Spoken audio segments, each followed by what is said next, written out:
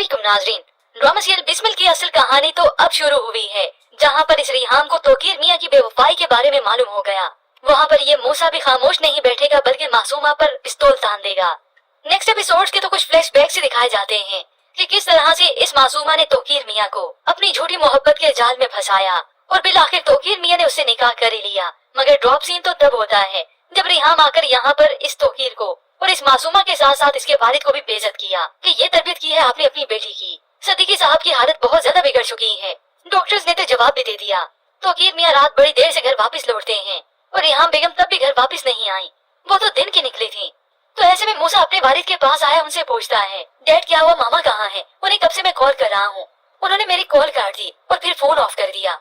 तो तोकीर मियां अपने बेटे मूसा के सामने झूठी बोलते हैं। कुछ नहीं हुआ, वो मियां बीवी में जो छोटे मोटे झगड़े होते हैं नॉर्मली वही हुआ। ये सुनकर मूसा तो हंसने लगा, अपने वालिद से जतन करता है आप दोस्त हैं यार मेरे, डैड आप मुझे बता सकते हैं दोस्तों से बातें कब छुपाई जाती हैं? तो वो इसे टाल ही देते हैं, कुछ नहीं हुआ। मगर फिर ऐन इसी वक्त रिहाम बेगम यहाँ पे आ जाती हैं और वही आकर कहती हैं मैं बताती हूँ। दोनों ही बाप बेटा मुतवज्जा होते हैं। तो मूसा को आखिरकार वालिदा ने बता ही दिया तुम्हारे डैड ने एक और शादी कर ली है। ये सुनकर मूसा के पैरों तले तो जैसे जमीन निकल गई हो। वो तो अपने दोस्त के वालिद की दूसरी शादी पर इतना डिस्टर्ब हो गया था, मगर अब जब ये हकीकत सामने आई, जिस इंसान ने आपके साथ इतने अच्छे सारे मोमेंट शेयर किए, डैड आपने उसी को धोखा दिया। तो मूसा आपे से बाहर हो जाता है, बहुत जज्बाती हुआ अपने वालिद को कहता है you are a selfish man, आप एक खुदगर्ज शख्स हैं। तो अकीर मियां अपनी बात कहने की इजाजत लेते हैं, उसे पूछते मुझे अपनी बात तो कहने दो।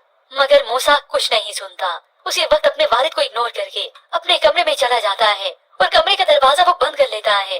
कमरे में जाकर चीखो पुकार करता है, टेबल पर पड़ी चीजें सारी तोड़ दी, सत्यानाश कर दिया पूरे कमरे का। रोता है, चिल्लाता है। अब यही रिहाम होती है जो मूसा के कमरे में ही रुकती है। मूसा को और तसल्ली देती है तुम्हें और मुझे तोकीर से कोई अलग नहीं कर सकता। रिहाम बेगम रोती है तो मूसा उससे ज्यादा जज्बाती होता है।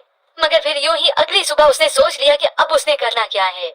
वो तो अपनी बेड ड्रॉर से पिस्टल निकाल लेता है और अपने वालिद को जाकर दो ठोक कह देता है मेरी मोम आज उसकी वजह से रोई है, मैं उसे रुलाऊंगा और फिर जान से मार दूंगा। ये सब सुनकर तो तोकीर मियां और ज्यादा परेशान हो जाते हैं, क्योंकि रिहाम के साथ जो कुछ करना था वो तो कर ही लेते, लेकिन मूसा के आगे वो कुछ बोल ही ना सके।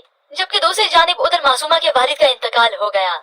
घर में सफे मातम बिछ जाता है और ऐसे में इस मासूमा डायन को तो और भी ज्यादा मौका मिल गया तोकीर मियां को अपने हाथ में करने का कि रिहाम की वजह से मेरे वालिद मर गए, इस दुनिया से ही चले गए। और इस वक्त में इस तोकीर की और ज्यादा हमदर्दी वो समेटेगी। मगर यहाँ पर मूसा अपनी वादा की भी बात नहीं सुनता। वो तो रोकने की कोशिश करती है, मगर ये मूसा मासूमा का पता करवाकर वहीं पहुंच जाता है। मासूमा जिसके वालिद का इंतकाल हो गया, लेकिन मूसा किसी बात का लिहाज नहीं करता। उसी वक्त मासूमा पर जाकर पिस्तौल तान देता है।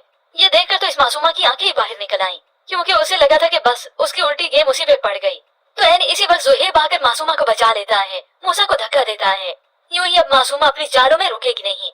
उधर सुकून बर्बाद हुआ तो इस रिहाम और मूसा का ही, और बाकी रही तोकीर मियां, उन्हें मासूमा के सामने कोई और दिखेगा ही नहीं, ना अपनी बीवी और ना ही अब बेटा।